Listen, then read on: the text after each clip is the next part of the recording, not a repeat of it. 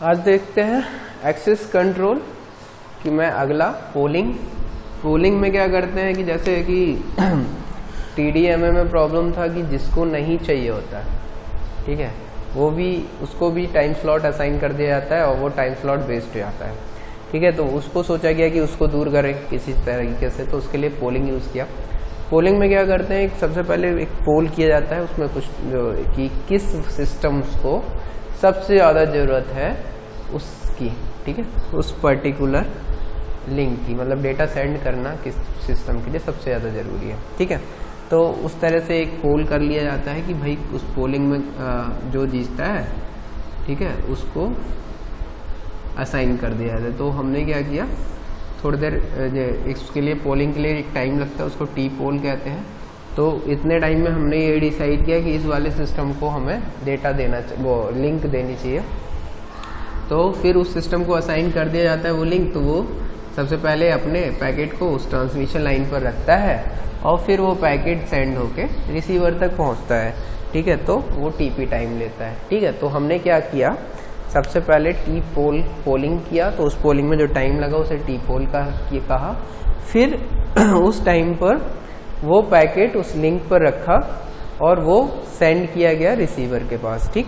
फिर जब सेंड हो गया, फिर से क्या करेंगे, हम फिर से पोलिंग करेंगे, फिर से पोल करके उस सिस्टम को पता करा कि भाई कौन सा सिस्टम है जिससे अब सबसे ज़्यादा ज़रूरत है, या वो सिस्टम जिसका नंबर आया इस बार। तो टी पोल में मतलब है हम बस फाइंड करते हैं किस पर्टिकुलर सिस्टम को ये जो लिंक है वो देना है, ठीक है। तो वो लिंक उसको दे दिया जाता है।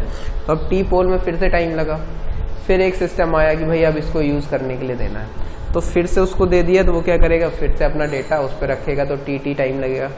फिर उस पैकेट को ट्रांसफ़र होगा फिर रिसीवर के पास, तो उसमें फिर प्रोपोगेशन टाइम टीपी लगेगा, ठीक है। तो इस तरह से चलता रहेगा, ठीक है। तो अगर हम इसका एफिशिएंसी निकालते हैं तो एफिशिएंसी जो होती है वो होता है यूजफुल टाइम अपॉन, ठीक है, साइकिल टाइम,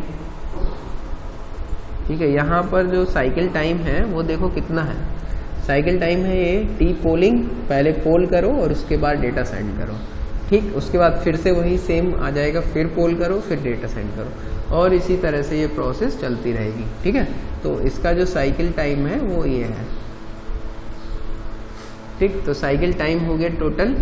यूजफुल टाइम मतलब होता है कितने देर तक हमने वो लिंक यूज़ किया, जितनी देर हमने डेटा उस पर रखा। तो कितनी देर डेटा रखा, टी टाइम, मतलब सिंगल टाइम जितना भी डेटा है उसको हमने रखा, तो टी टाइम तक हमने डेटा रखा, तो यूजफुल टाइम हो गया ये। और टोटल जो साइकिल टाइम है वो हो गया T pole plus T plus TP, T pole plus T plus TP, ये हो गया टोटल टाइम। तो इसका एफिशिएंसी ये आ गया, ठीक है। तो ये हो गया पोलिंग का एफिशिएंसी।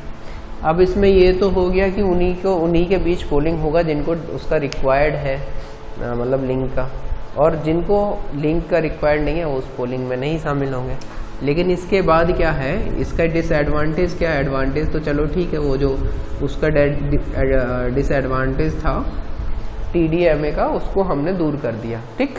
अब इसका डिसएडवांटेज ये है कि पता चले कि एक सिस्टम है, उसको डेटा चाहिए, उसको डेटा सेंड करना है, बट हर बार पोल हो रहा है और उसका नंबर ही नहीं आ रहा है, तो पता चला वो बहुत देर तक वेट कर रहा है। या कोई एक सिस्टम है वही उसी का हर बार नंबर आ जा रहा है, वो हर बार डेटा सेंड करे जा रहा है, तो इस तरह की प्रॉब्लम्स इसमें रहता है, ठीक है। तो ये इसका पर्टिकुलर डिसएडवांटेज है कि जिस सिस्टम को डेटा भेजना हो सकता है उसे काफ़ी देर तक वेट करना पड़े। जबकि उसमें क्या होता था TDMA में कि उसको एक स्लॉट असाइन है ही और वो उस स्लॉट में डेटा भेज ही लेगा, ठीक है। बट यहाँ पर हो सकता है वो स्लॉट का टाइम भी निकल जाए और दूसरे सिस्टम्स का बार बार पोलिंग में नंबर आता रहे और वो बार बार डेटा भेजता रहे, तो किसी एक पर्टिकुलर सिस्टम को हो सकता है बहुत देर तक वेट करना पड़े, ठीक है। तो ये इसका डिसएडवांटेज हो गया।